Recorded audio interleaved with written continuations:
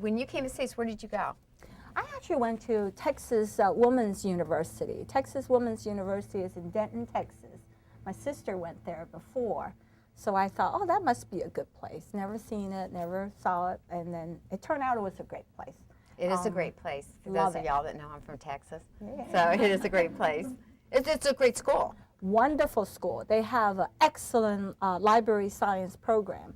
So I got an excellent education for my Master of Library Science. Very solid. I was going to go on for a PhD, except I got married. So I changed my mind. So what did your husband do when he came here? What did he want to study or do? He was getting he wanted to go to University of Maryland. That's when we got married at the chapel at the university, at Texas Women's University. Then the second day, my husband says, well, I'm going to Maryland. I said, oh, well, heck, where's Maryland?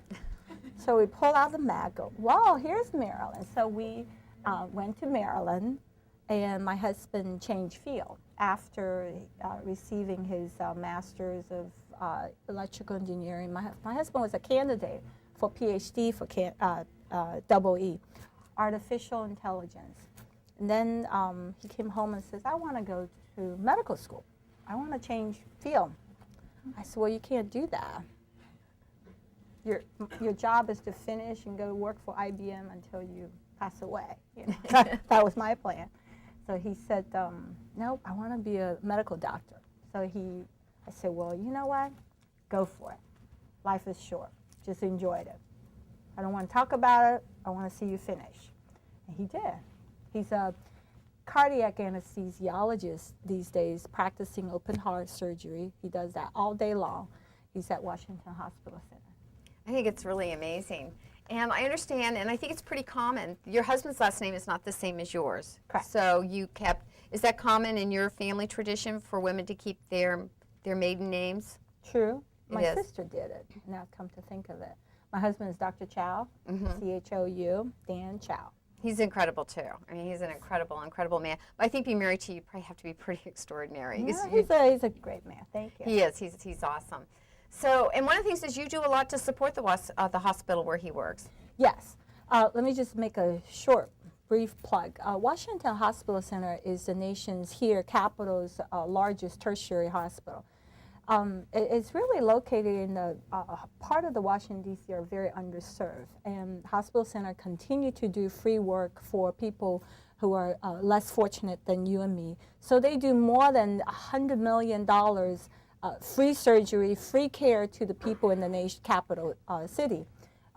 I really don't want them to go out of business. I want to continue to support them. So I'm on their board to help them continue to raise awareness and bring a donation to the nation's capital, the hospital, to make sure that they stick around.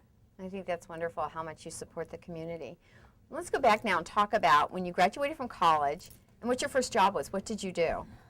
I was a librarian for the U.S. Environmental Protection Agency because I wasn't a citizen. So I was working for a contractor because I can't be a civil servant. So I work at the U.S. Environmental Protection Agency. They wouldn't even hire me as a regular librarian because I don't have a lot of experience. So I started as a paraprofessional, like a library technician. So I was very good at that. I am enthusiastic about library, so I loved it. I was working in a law library, then they very quickly promoted me to be a reference librarian for EPA. Then I was chief of reference librarian, then I was a library director for the Census Bureau. So I love being a librarian, I really do. Isn't it fascinating? I did not realize that all the government agencies here, the major ones, have their own libraries. And it's logical when you think back to it, but you don't think about what library would I go to, because when we met, I was fascinated by, I said, so they had their own library, and I said, what would be the purpose? And share with us what the purpose is of each agency having their own library resources.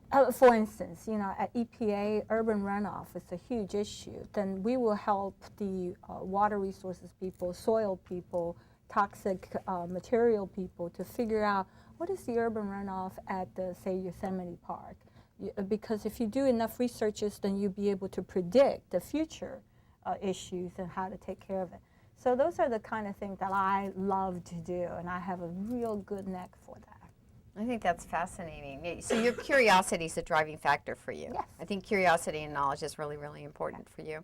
So I do think librarians should rule the world. yeah, I think about that too, because they're a rocking group of chicks, they are.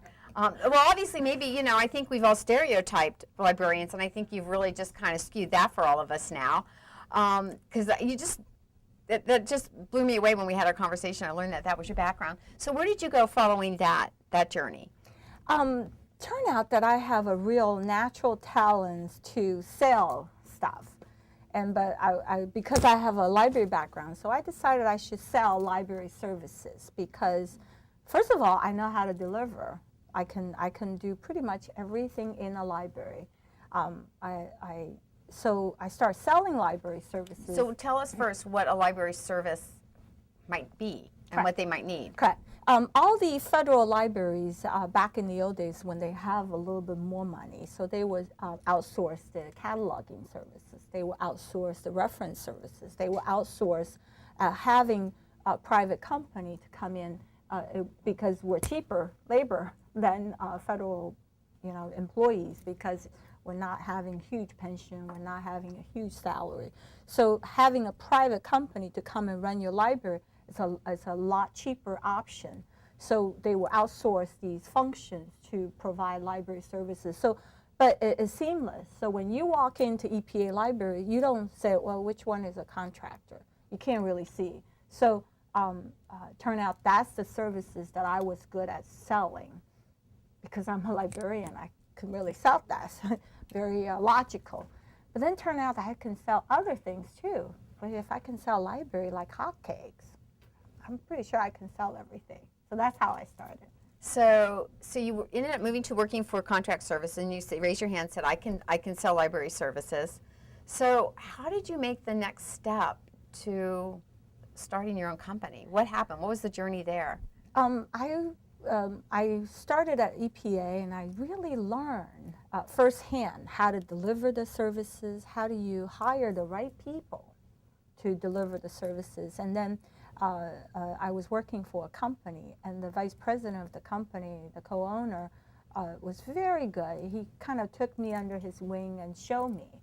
So I took the opportunity of learning the life cycle of when you start bidding on a contract.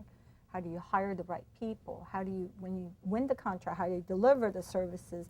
How do you make sure that customer are continuously happy? Then you start all over again. You go to the next library. You continue the process.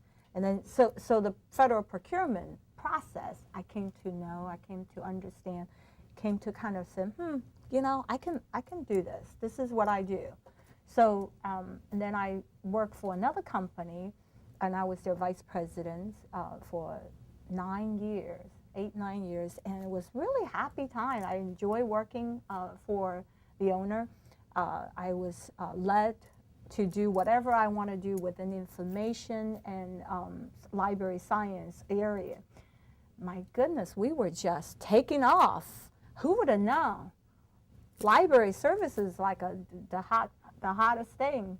Yeah, who would know that? Yeah, that's what I